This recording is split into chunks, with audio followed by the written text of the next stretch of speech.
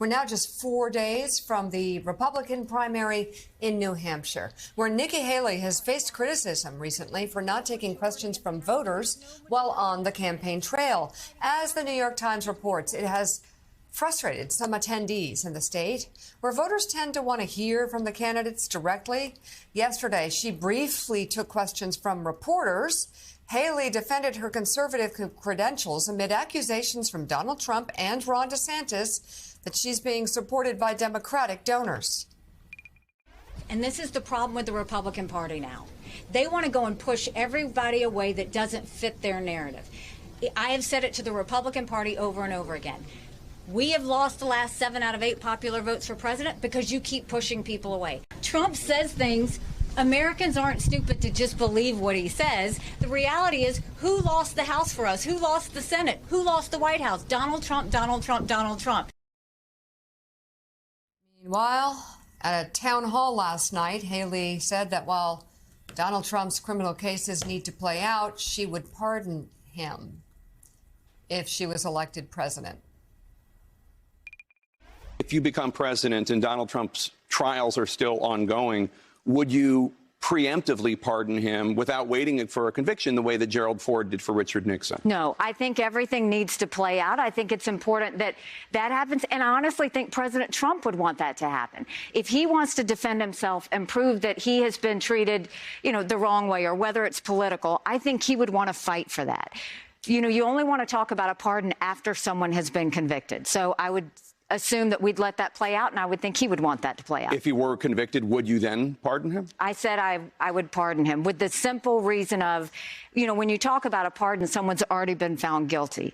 But for me, the last thing we need is an 80-year-old president sitting in jail, because that's just going to further divide our country.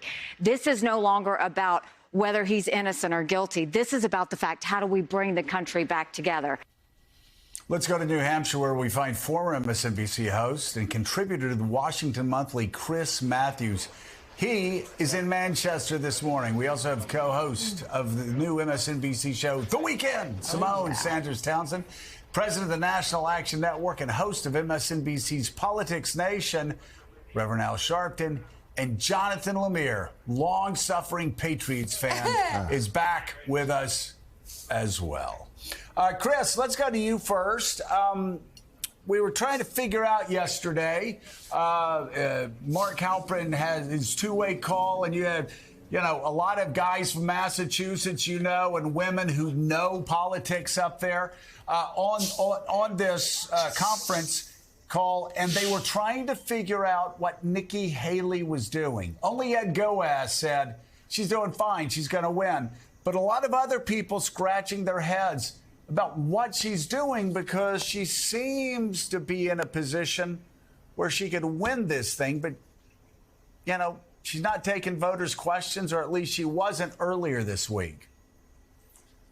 Well, I think she's going to have a lot more events today. And I tell you, there's a character to each state. Each state is different. We know Iowa is out in the Midwest, and New England is it's a different culture. And I look at the history of this state. Estes Kefauver knocking off Harry Truman back in '52. Eisenhower coming in because of Henry Cabot Lodge. Hillary Clinton making a stand against Barack Obama. Bill Clinton up here, the comeback kid.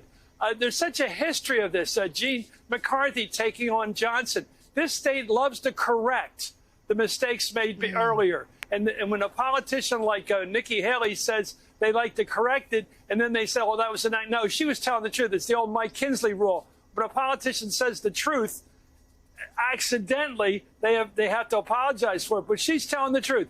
I think New England's going to correct what happened in Iowa. I think you got to see an upset coming here. I think Ed Goaz is usually pretty smart. And I got to tell you, It's going to be an interesting race. If she says something between now, say, and Sunday, that starts to show she's got a little bit of humanity inside her. She's not just being walked around by careful staff, but she's really showing some humanity, the way Hillary Clinton did. When Hillary Clinton spoke to that town meeting on Saturday before the election, she talked emotionally about what the election was doing to her. And Obama had gone ahead of his skis and said, she's likable enough. Well, that was big shot stuff. And Hillary called him on it, and she pulled a big upset up here. So I think you got to look for upset. But you're right. You won't take questions from the press. But I think the people of New Hampshire have a character that is going to show itself. They love upsets up here. Well, and